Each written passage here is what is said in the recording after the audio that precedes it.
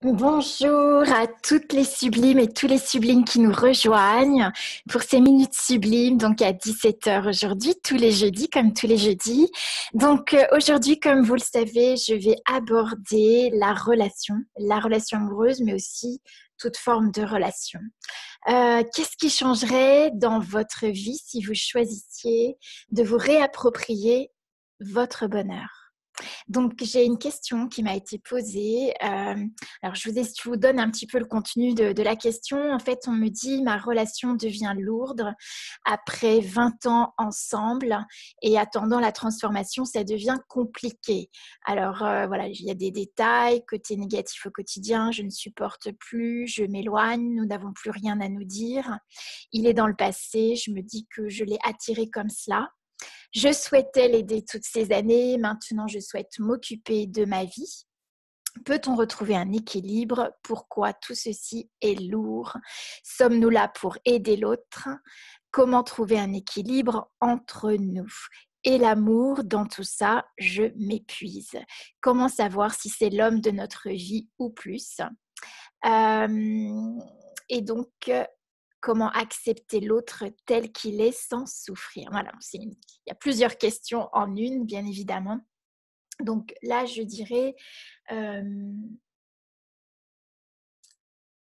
sans intimité avec soi, il ne peut y avoir de communion et d'intimité avec l'autre. Sans communion avec nous, il ne peut y avoir de communion avec l'autre.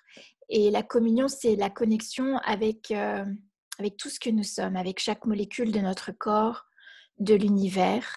C'est un sentiment de paix et de joie.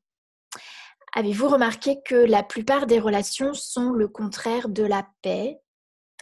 Et les relations sont des vagues émotionnelles, parfois même des tourments, voire des drames.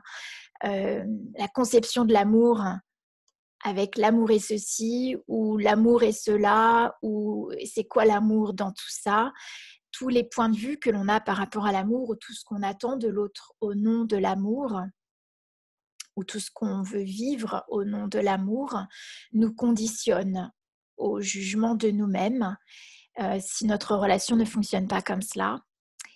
Et en plus, on se juge donc soi-même. Nous nous handicapons, nous nous sacrifions pour que cela fonctionne malgré tout au nom de l'amour. Et plus ça va, plus on se sépare de soi-même, on s'éloigne en fait de soi-même. Et comment est-il possible de vivre une proximité, une intimité avec l'autre si on est dans ce jugement de soi, le jugement de l'autre, et si ce que l'on vit ne correspond pas à l'idée qu'on se fait de l'amour et de la relation. Donc avec cela, on alimente la souffrance, l'insatisfaction, le désespoir, peut-être même le drame, peut-être même le manque d'énergie, l'épuisement, l'échec. Nous nous coupons de nous, de notre savoir, de notre percevoir, de notre nature énergétique qui, elle, est en fait infinie, abondante et illimitée.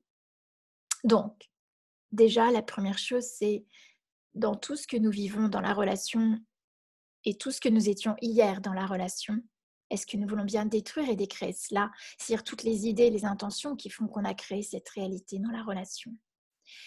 Right, wrong, good, bad, POC, POC, online, shorts, boys and beyonds. Et partout où nous nous sommes donné tort de ne pas réaliser ce que nous appelions l'amour ou ce qu'on appelle l'amour dans notre société ou la relation parfaite comme nous souhaitions qu'elle soit, nous n'avons pas réussi à changer l'autre. Est-ce que vous voulez bien détruire et décréer cela complètement?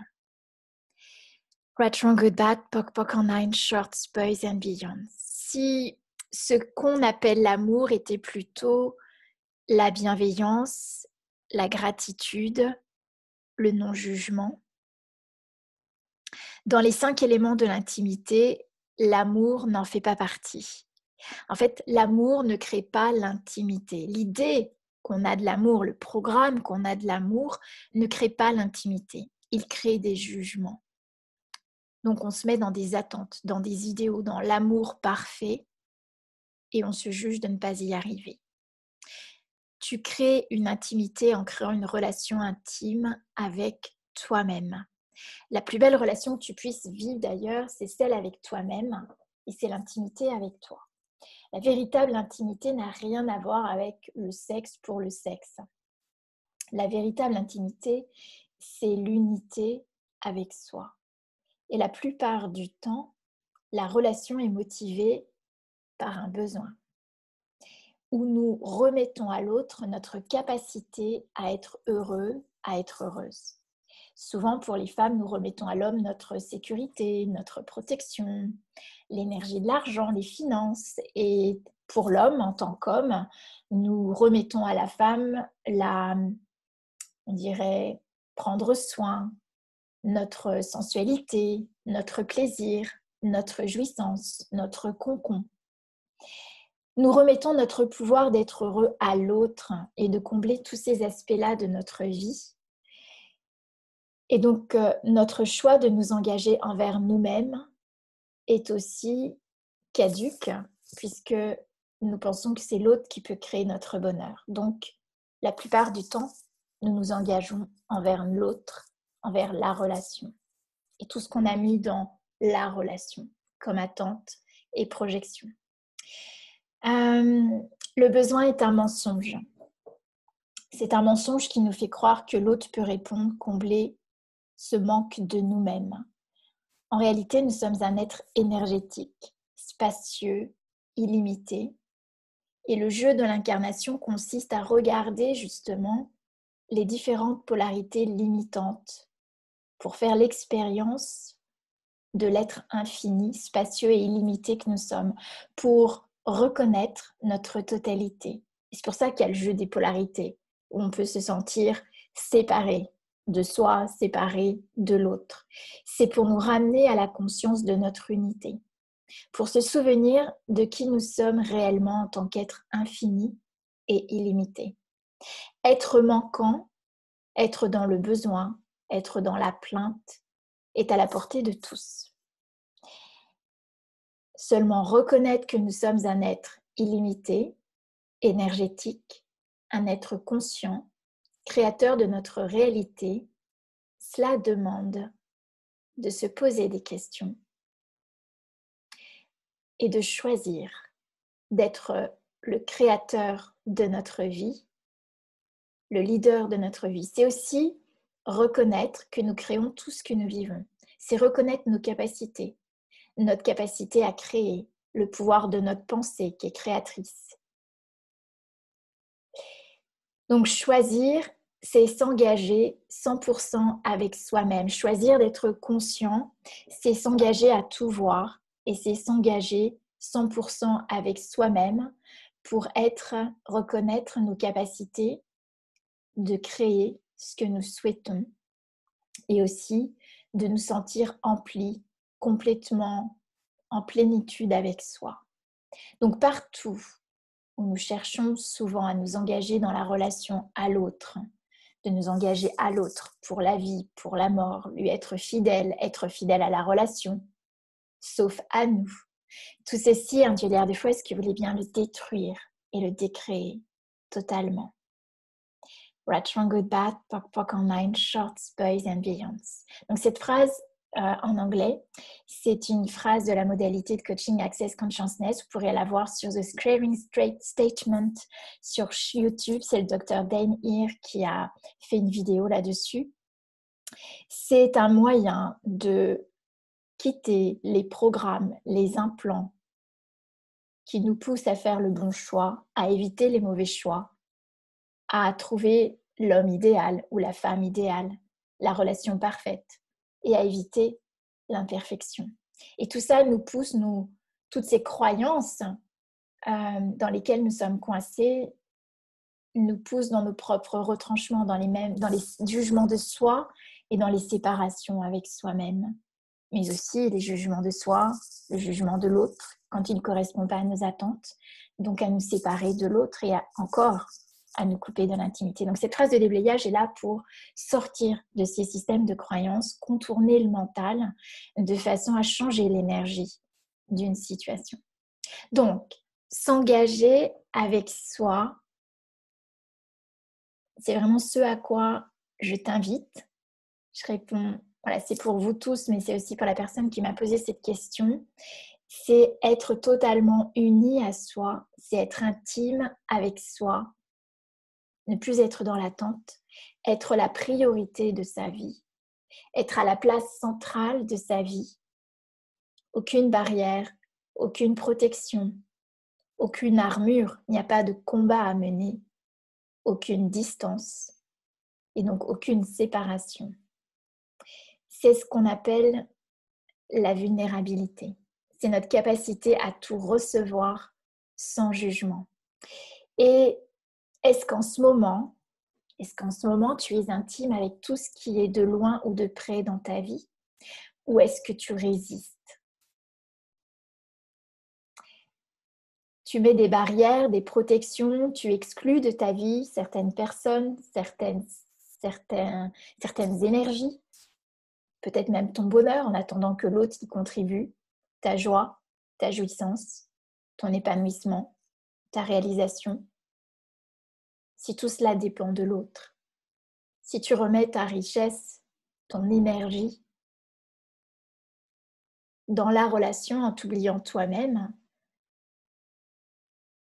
tu vas attirer quelqu'un qui, à ta ressemblance, va être dans les mêmes manques, les mêmes attentes, va se juger et du coup, la séparation, l'espace, la distance s'agrandit. Donc avec la vulnérabilité, tu es toi, même sans essayer d'être parfaite, sans prouver quelque chose, sans te juger. Être vulnérable, c'est la capacité à être totalement présent à soi. Et donc si nous sommes présents à nous-mêmes, nous pouvons être présents à l'autre sans distance et surtout sans aucun point de vue. Donc si nous n'avons aucun point de vue fixe, personne ne peut nous contrôler. Car il n'y a aucune prise, pas de culpabilité puisqu'il n'y a pas de point de vue, pas de réaction, pas de résistance et tu n'as plus besoin d'être protégé et de chercher la protection à l'extérieur de toi. Dans les 5 éléments de l'intimité, comme je disais, l'amour n'en fait pas partie, mais le laisser-être fait partie de l'intimité. Le laisser-être, c'est tu n'as aucun point de vue. Le laisser-être, c'est tout n'est qu'un point de vue intéressant. Un point de vue intéressant que cette personne me mente. Pense-t-elle vraiment que je ne le sais pas? Tu n'as pas à t'aligner ou à t'accorder ou accepter leur point de vue, ni résister, ni réagir. Pas plus que l'autre n'a à s'aligner ni résister à tes points de vue. Et si tu ne crées pas ta relation à partir de ce qui est en commun, de ce qui vous ressemble, mais si tu créais ta relation à partir des possibles que la rencontre peut créer, générer. Quel point de vue dans la relation as-tu rendu si vital, précieux et réel pour ne pas être le laisser-être sans jugement total pour toi et pour ne pas être le laisser-être total pour l'autre qui te maintient dans un état constant de jugement de toi et de l'autre. Et tout ceci, est-ce que tu veux bien détruire et décréer? Right, Wrong, Good, Bad, Poc, Poc, Online, Shorts, Boys and Beyonds. Alors, il y a encore 3 autres éléments de l'intimité, puisque l'intimité crée cette communion avec soi et c'est vraiment la clé pour être en communion avec l'autre. Donc, plutôt que d'attendre d'être dans le changement de l'autre ou la transformation de l'autre, est-ce qu'on pourrait s'honorer, se faire confiance, être toute la gratitude pour ce que nous sommes, ce que nous créons, sans jugement. Donc, les 3 autres éléments sont s'honorer, se faire confiance et être la gratitude. Et si ce qu'on appelle l'amour était plutôt la bienveillance, la gratitude et le non-jugement? Donc, comment passer de la relation à la communion? C'est une toute autre énergie en fait, puisque la relation, elle implique qu'on soit deux et qu'on soit déjà séparés. La communion, c'est être en communion avec soi. Et du coup, s'il n'y a plus de distance avec moi-même, pourquoi je mettrais de la distance avec l'extérieur?